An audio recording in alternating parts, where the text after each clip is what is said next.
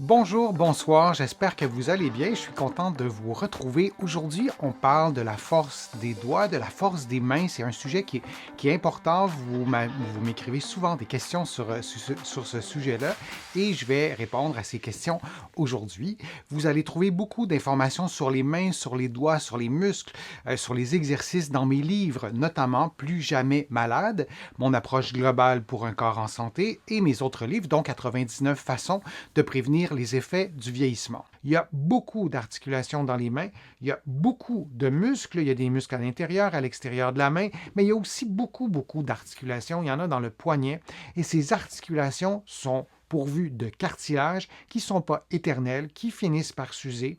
Vous connaissez sûrement le mot arthrose, qui est parfois un peu trop utilisé en sens qu'on fait tous un peu d'arthrose.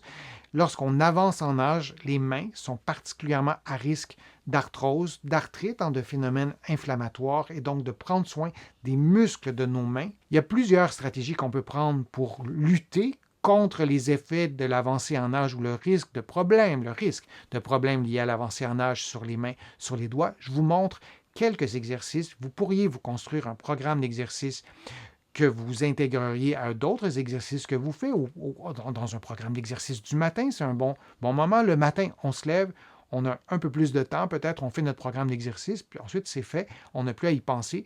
Ça peut être un bon truc aussi. Donc, un exercice que vous pouvez faire, c'est celui-là. Donc, prendre votre main pardon, je vais vous le montrer, je n'avais pas activé la photo. Donc, un exercice de souplesse, tout simplement. Vous faites une flexion, une extension au niveau des doigts. Avec votre main, vous générez une certaine tension. Vous le voyez sur la photo, la personne a son coude en extension. Donc, on veut avoir une extension complète. On ne veut pas surélever l'épaule. On tient la position pendant une trentaine de secondes.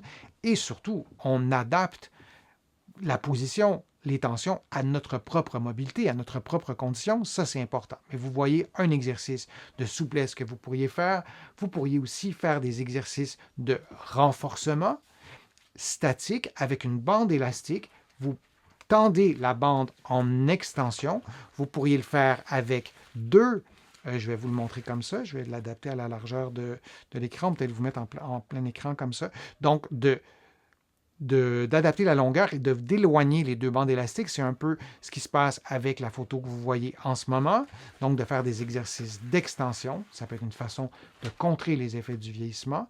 Vous pourriez aussi diversifier vos activités. Quand on parle de diversifier vos activités avec les mains, de faire différents mouvements avec les mains, et c'est complexe avec l'avancée en âge. Parfois, il y a des raisons pour lesquelles on modifie nos activités ou on restreint nos activités, mais d'avoir une diversité de mouvements comme le jardinage en y allant progressivement.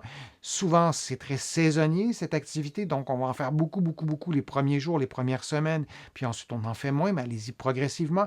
Mais le jardinage va stimuler vos muscles intrinsèques de la main, vos muscles extrinsèques, les muscles qui demandent de la dextérité, parfois des muscles qui demandent de la force. Si vous passez le râteau, c'est pas le même effort, c'est pas la même demande pour vos doigts et pour vos mains que si vous semez des choses. Alors le jardinage, ça vous offre en tout cas une bonne diversité de mouvements et d'efforts, tant en endurance, même qu'en puissance. Pourquoi pas apprendre d'un instrument de musique? C'est une bonne façon de stimuler les mouvements des doigts.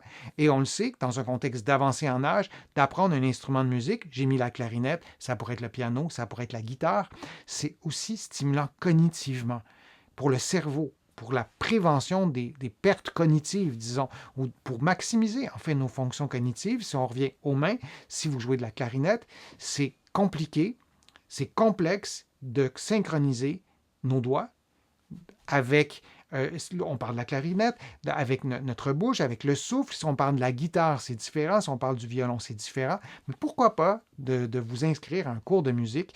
Quand j'étais beaucoup plus jeune, j'ai donné des cours de musique et il y avait des gens plus âgés aussi qui prenaient des cours de musique. Et la question qu'on me posait tout le temps, est-ce que je vais être capable? Est-ce que c'est seulement les jeunes qui peuvent apprendre d'un instrument de musique? Non, c'est tout le monde. Et d'un point de vue maintenant du physiothérapeute, je leur aurais probablement répondu, c'est même excellent pour la mobilité, pour la force, pour l'endurance de vos mains et des muscles aussi qui sont situés dans vos avant-bras. Je vous montre quelques exercices à faire, des exercices que j'aime bien, des exercices que je trouve complet, un que je vous ai déjà montré dans d'autres vidéos, mais je le reprends ici dans un contexte d'avancée en âge, un bâton, une corde, une boîte de conserve. C'est vraiment très simple. J'avoue que vous n'avez probablement pas ça chez vous monté comme ça, mais ça prend quelques minutes à faire et vous déroulez, vous enroulez la corde autour du bâton. Ça stimule la synchronisation, la coordination main droite, main gauche. Ça stimule votre endurance des extenseurs des poignets. Ça stimule vraiment beaucoup de choses, aussi votre épaule, vos épaules. Et lorsque vous faites l'exercice, vous vous assurez, c'est important, de maintenir un bon alignement entre la tête, les épaules et le bassin. C'est un exercice postural, c'est un exercice de stabilisation pour les abdominaux. Je pense que ça vaut la peine de prendre quelques minutes pour s'installer et de faire l'exercice. Vous allez voir, c'est forçant. Vous ne mettez pas une grosse boîte de conserve. Une petite canne de thon, des fois, c'est suffisant. Quelque chose de léger. Vous montez, vous descendez, vous le faites une fois, vous allez pouvoir évaluer si c'est trop pesant, changer le poids, changer la boîte de conserve, et vous allez faire 5 mouvements, peut-être 10 mouvements, et vous faites 2 séries, et bien important, vous combinez cet exercice à un autre. Ça, c'est un premier exercice.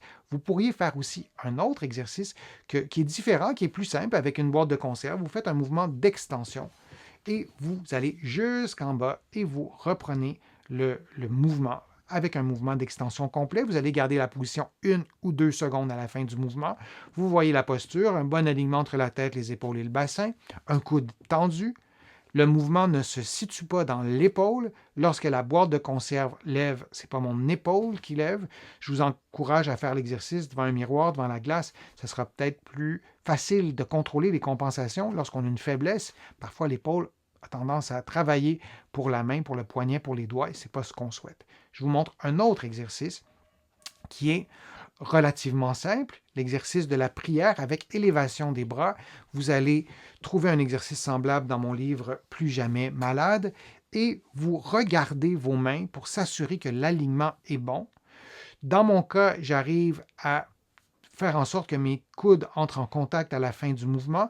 Peut-être selon votre propre flexibilité, vous allez y arriver ou pas. L'idée, c'est pas de le faire exactement comme je le fais, mais vous voyez un peu l'idée. C'est un exercice qui travaille les poignets, qui travaille l'extension des doigts, qui travaille aussi la flexion des doigts parce que vous pourriez exercer une pression en faisant l'exercice, les pressions avec les doigts. Vous pourriez aussi mettre une éponge entre vos doigts et appuyer dans l'éponge. Ce serait une façon aussi de modifier l'exercice. Je vous montre un autre exercice qui est complètement différent, qui stimule le contrôle au niveau des doigts. Donc, vous voyez, vous prenez la position, le bout des doigts en contact avec la main droite et la main gauche, et vous ensuite placez les paumes en contact et vous répétez, vous faites le mouvement une dizaine de fois et vous répétez aussi 3 séries et vous changez en cours de route la position.